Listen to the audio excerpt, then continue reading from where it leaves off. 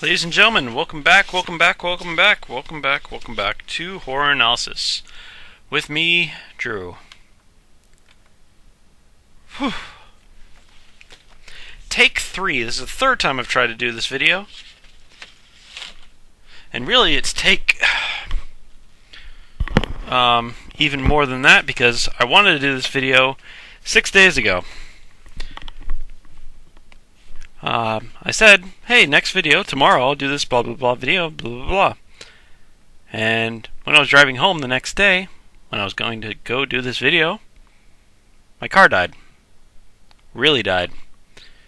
As in, I can't drive it anymore. I had to buy a new car, which I did sort of today. I started the process today. Which is exhausting. So I haven't done a video in almost a week. Actually, since quite after midnight, it's been over a week. Yay! Is it trying to restart my computer now? Of all the things. Oh, no. Oh, that's better. So, as I'm stressed, and as I don't have all the stuff down, I'm not going to do a video of history forwards. I'm still in history 4. I'm not going to do a history forwards video where I go through the history of vampires from beginning to most recent, as well as the history of the Overreacher from beginning to most recent, as well as the history of publishing types from beginning to most recent, as well as history of directing from beginning to most recent, because I'm exhausted. And it was difficult enough trying to do this video twice already.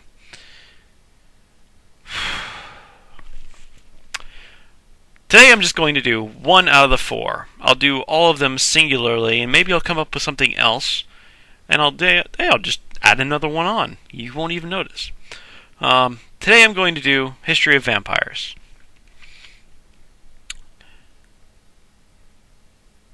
I do have a book that I'm sort of helping with me on. Try it again. There we go. Romancing the Vampire from Past to Present. As you can see, I bought it for $4.99 at Borders. I probably bought it during their liquidation sale, so I probably bought it for quite a bit less than $4.99. Yeah. But it actually has proved useful. It's not all that scholarly. It's sort of goofy. It has all these little things inside, like this, which is kind of fun. And, actually, here's the actual book itself. And if you take a look at it's got all this weird stuff. It's lots of pictures.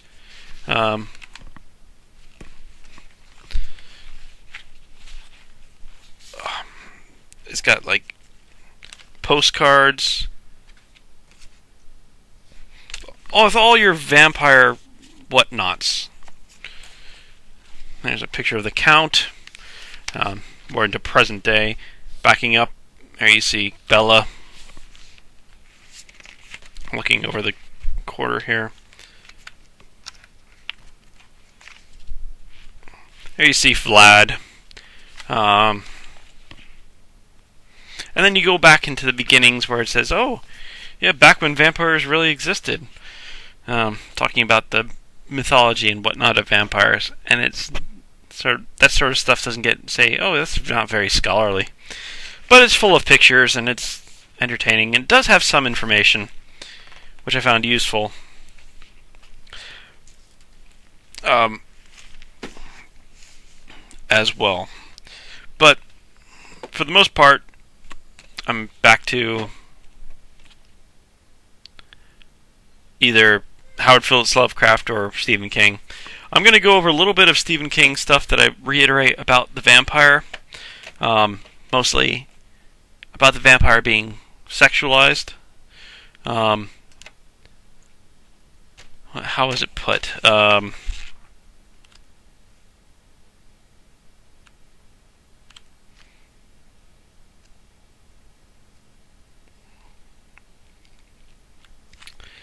Let's see. Hold on.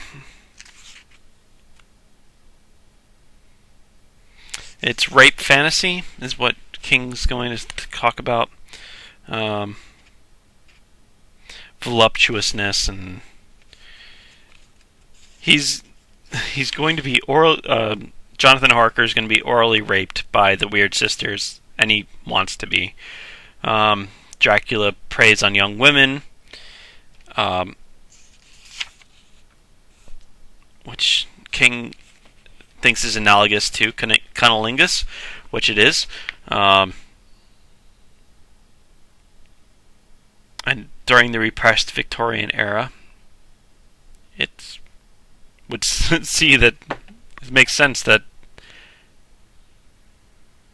that sort of thing would be around, that cunnilingus would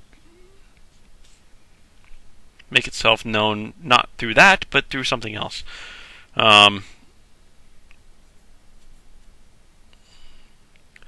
Dracula, a normal male lover would put fluid into normal Victorian sense a woman during sex act. Dracula removes fluid with his mouth. They're dead from the waist down, is one of King's lines as well.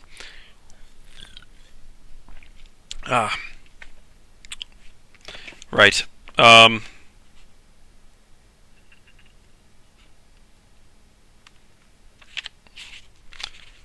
on now.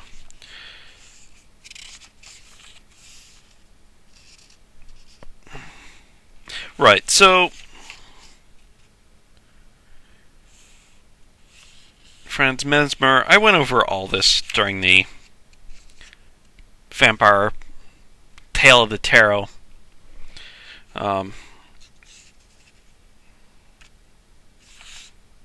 Yeah. Okay, so I'm just going to go over the history part. And if I need to mention something, but once again, it's a great book. So I'm going to start with The Vampire by Polidori, 1819. Once again, I'll also mention before the 1700s, the 1750s and back, it was kind of shaky to tell stories about vampires, because if you sounded too knowledgeable, you're a witch, burn the witch, or something like that. If you sounded too knowledgeable about the devil, if it was a character in your book, you're a witch, you might get burned. You know all about the devil, you must be in league with him. It was a shaky thing to do. But by 1790, beginning with the 1770s, 70s, 60s, you could start getting away with mentioning something along those lines. Poets could. And then further later on,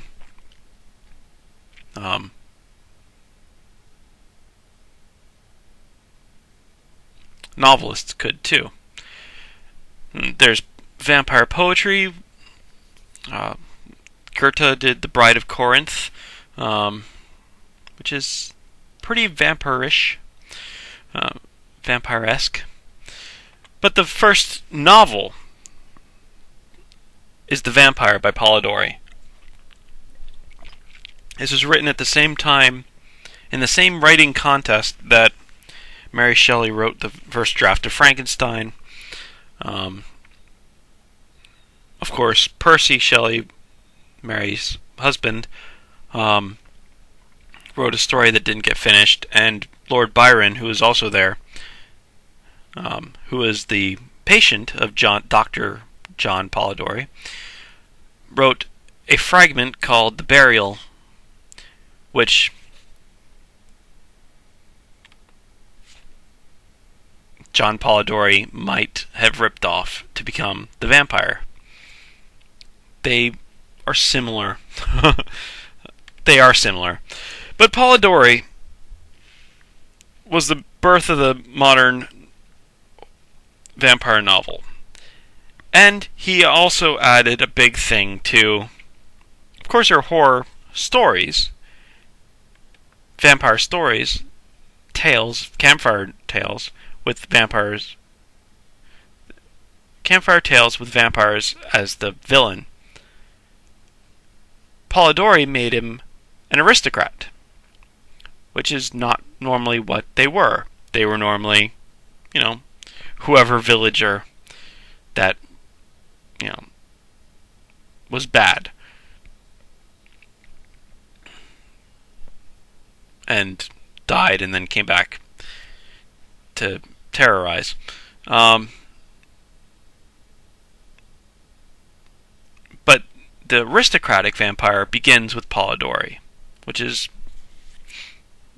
the salient point I'm trying to make. L'amour amoureuse by Gautier. That this is what Howard Phillips Lovecraft just calls Clarimonde, and I will from now on too, because La Morte Amoureuse by Théophile Gautier is really difficult to say. This is 20 years later, 15 years later almost, 17. I can do math. After Polidori's the Vampire. This is the first time that there's more of a sexual element to it. It's not as pronounced as in Dracula, even as pronounced, maybe as pronounced as Carmilla. But for the most part, it's not it's slightly sexualized. This is the first time, however, that religious paraphernalia is used to ward off or destroy vampires. Clarimonde was destroyed with holy water. So, it's sort of that sort of thing. Carmilla, Sheridan LaFanu, Joseph Sheridan LaFanu's Carmilla, sort of sexualize it as well. It's a lesbian vampire. Nothing graphic, of course, but the girl is the victim and the girl is the vampire. So, and there is affection between them.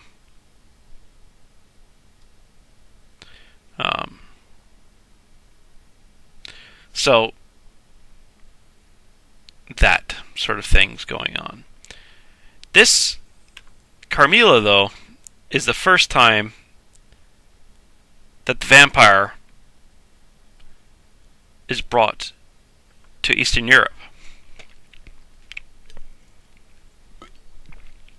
So add 1, 2, 3 together.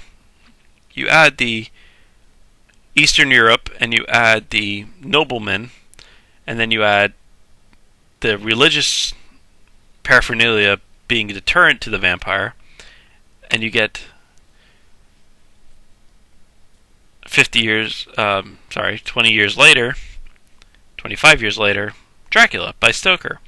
And of course,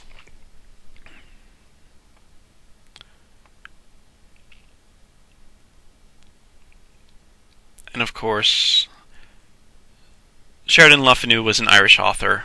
Stoker grew up in Ireland. He read Carmilla as a kid or as a young adult and was influenced by it. Fairly obviously, if you read them even close to each other. Clarimonde, of course, was written in French, so it might take a while for it to be translated, but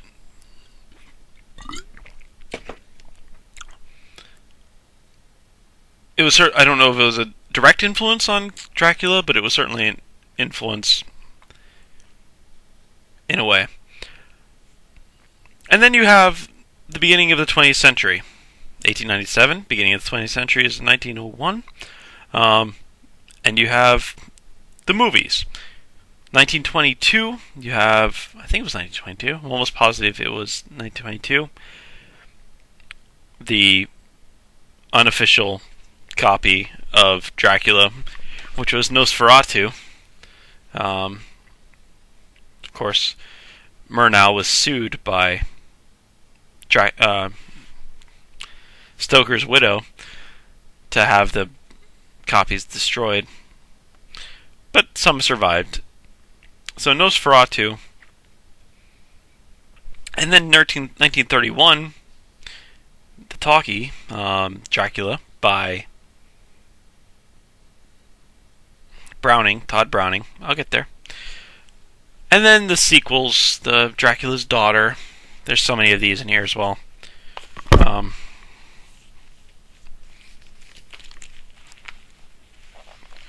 Going into the 50s with Hammer films.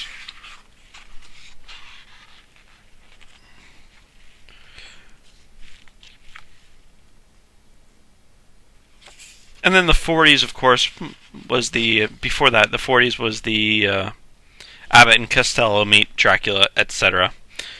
But the 50s, novel-wise,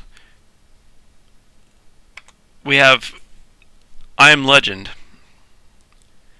I was trying to find something, it seems like a big gap. There's about 20 years, and then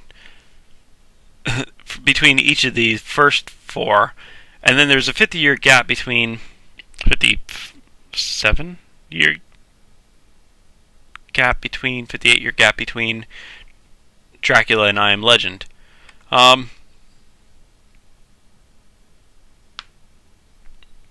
Which is weird, but I couldn't find anything in between that. But there were pulps. There were horror comics.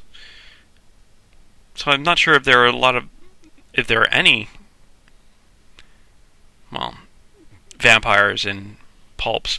I know there were. I mean, I've been listening to a lot of Conan the Barbarian, Conan the Cimmerian things, and vampires are just in there as bad guys that Conan cuts their head off or escapes from or whatever.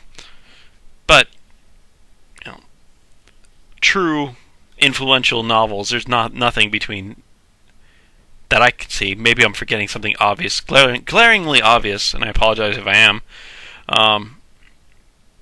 Between 1897 and 1954, seems like I should be, but I can't think of anything. Modern Masters, I'm thinking, no. But let's go to I Am Legend. I Am Legend is a great book. The Last Man on Earth, the first movie version, is a great movie version. The other two, I pass on. I've seen them, but I don't recommend them. But the Vincent Price Last Man on Earth was great. Robert Neville's The Last Man on Earth. He's the only survivor of the plague that turned everybody else into vampires. They are vampires. They are affected by garlic. Garlic cloves. In Dracula itself, it was garlic flowers. I don't know why that's never... it's always portrayed as garlic cloves, but in the book it was flowers. I don't know. It's one of those things, I guess. I've never seen a garlic flower in real life, though, so... whatever. Where was I? I was distracted. So they're affected by garlic. They're affected by religious symbols. The Jewish vampire isn't affected by a cross, but he is affected by the Star of David. The sunlight, they all disappear into their holes in sunlight. Stakes. But not stakes to the heart, it just has to be something opening up a hole in the body. Kills them. A metal rod would work just as... and metal rod to the stomach works just as well as a wooden stake through the heart. Um, in the I Am Legend, of course. So, moving on, of course, I Am Legend was very influential on Stephen King, which comes next. I'm going to jump over Stephen King's Salem's Lot to do Interview with a Vampire because it was written in 1968, published in 1976. I don't know how much rewrite Anne Rice did on this, but this, of course, adds in elements of homoeroticism. Of course, there's lots of Stephen King things about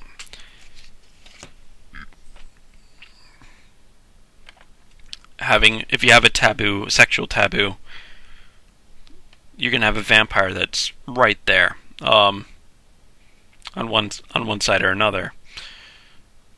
And you look at a lot of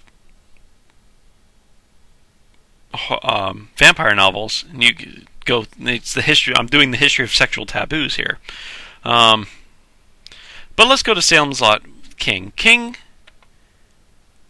did not. He wanted to take the sexual element out of Salem's Lot. For the most part, he did.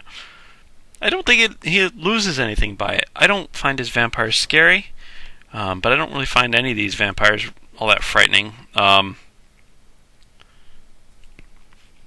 find Hubie Marston scary, but King is very good at ghosts. I should do this. I'm looking at this thing. I should just wear this for the rest of the video. Yeah? No. So, I can't do it. But it is great. It is amazing. Put it away, Drew. You're not having no fun for you. Yeah, Hubert Marston was scary. I didn't find Barlow all that frightening, or frightening at all. Some of the atmosphere, the kids sneaking through the forest, trying to get home before the vampires get them. The tension there is very good. Very good on Stephen King. Of course, he's Stephen King, you would expect. Moving on, Vampire Junction by S.P. Somtow, 1984. This is one that, let's see if it introduces anything. It introduces Jungian psychology, which is helpful to... It just sort of spins off. It's a spin-off. There's a psychological element to vampires, and it's through this. It's actually very psychological. If you don't, you will get a course in Jungian psychology by reading Vampire Junction, and it's very good. It also adds the element of pedophilia, because the vampire in question is like a preteen, and he's like it's also sort of a social satire, because it's sort of a David Cassidy, or these boy teen idol type things, except he's been alive for thousands of years. Right, so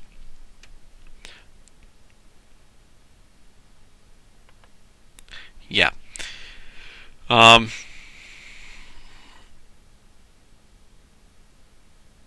Somtow Vampire Junction. It's the pretty boy that all the girls are in love with, and since it's taboo to think of little girls in sexual light or little boys in sexual light, when little girls are obsessed with little boys, who are pop stars or whatever, it's not sexual, but it kind of is sexual. But that's taboo. But I said it anyway. Uh-oh, I'm gonna get in trouble. That's why I should have done this in a vampire novel. That way I wouldn't get in trouble. But, it's underlying. And not that I'm... Necroscope, it's another little spin-off. Lumley, Brian Lumley, almost positive, in 1986 wrote the first Necroscope book. He wrote about a gajillion Necroscope books.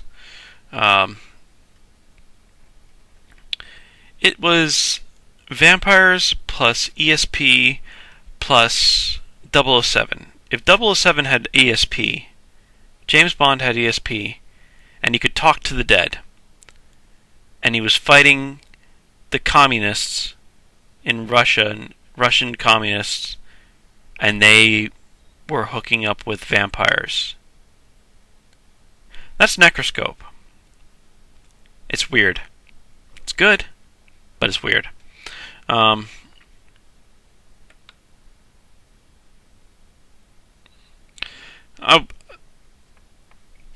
Steakley's Vampires with a $, like that. Steakley's Vampires are very good. I really, really recommend this book. Don't just watch the movie, because the movie I didn't like, and it's John Carpenter. Which is a shame, because John Carpenter is usually good, but I just didn't like vampires. It was John Carpenter's Vampires as the movie version, but the book was a whole lot better. So the book, the Vatican hires mercenaries to kill vampires for money. They go travel around the country, having to fight and stake vampires, and quite often some of them get killed and whatever, and there's tension there. They find out that they could use new weapons, and they, so it's sort of like a very warrior-esque. It's a war book, good war book with against vampires. And there's other stuff going on. It's great. I highly recommend it. But it's sort of a spin-off as well. And then there's not a whole lot between 1990 and 2004. Another big gap. Well, it's about, I guess it's going back to the normal size gap. There's a lot of paranormal romance. I did have to look up paranormal romance and find out the dates on it. I don't really find any dates on it. The Wikipedia entry had only this. It was between 2002 and 2004. The number of paranormal romance authors doubled to 170, which means it was 85 before. I can do math. So in 2002, there's 85 paranormal romance authors. So it's starting to become popular. In 2004, there's 170. And of course, a year after that, Twilight came out. And then the teen market opened up for vampire romance, paranormal romance. Which would probably further double it.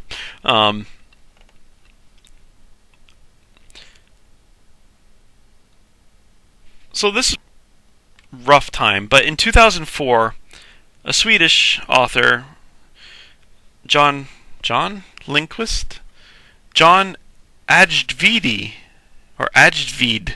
Lindqvist, wrote Let the Right One In. Very highly acclaimed. I couldn't get through it, but not because it was bad. It's just because it was going here and I was going here, and we just couldn't get together. I was enjoying it. It was just going too slow, and the Swedishisms in it was throwing me off. Swedish books are difficult for me to read because they talk about food sometimes in Swedish books, and Swedish food is probably the weirdest thing I know about. in this one, I remember what it was in this one. They talked about crepes. You know, crepes, like French pancakes with like syrup and honey and whatever in it. But they talked about shrimp crepes. And I'm like, what? Shrimp crepes? I can't deal with this. So that put me off the book for 10 days, and I couldn't really ever get back into it. There's just the stuff about the kid being bullied, which I don't like books about kids being bullied either. Sort of disturbing to me. And then introducing the vampire girl as well. Girl, boy, boy, girl. Is it the right one? Is it the wrong one? Oh, let the right one in. And of course, the movie in Swedish was highly acclaimed. The movie in American was not highly acclaimed. That was Let Me In. I don't think I've seen either one, to be honest. I definitely haven't seen the American one. I don't think I've seen the Swedish one either. Should be on my list, but it's not. It will be on my list eventually. So, and then we have not much since from 2004 to 2013.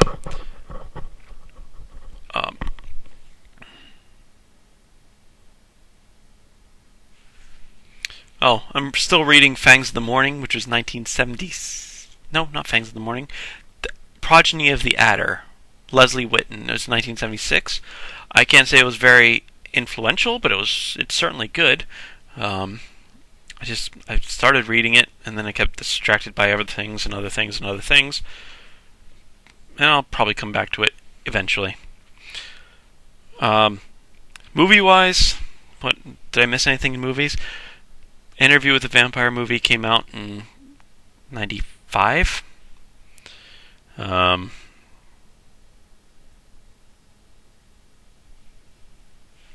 What other good vampire movies were out? Well, Fright Night in the 80s.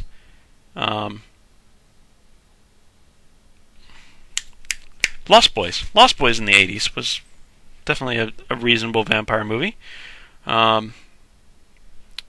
The Dracula remake with Keanu Reeves.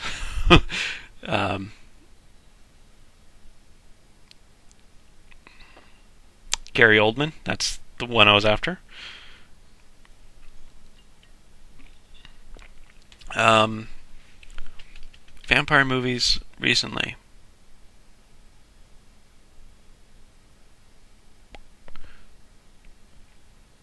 Am I missing anything big? Fright Night remade with what's his name? The guy I'm not crazy about. The actor I'm not crazy about.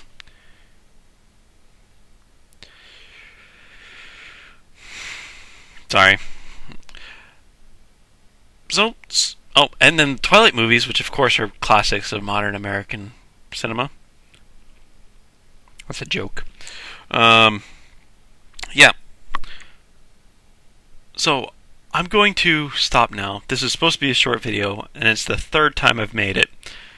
But I've got through it this time.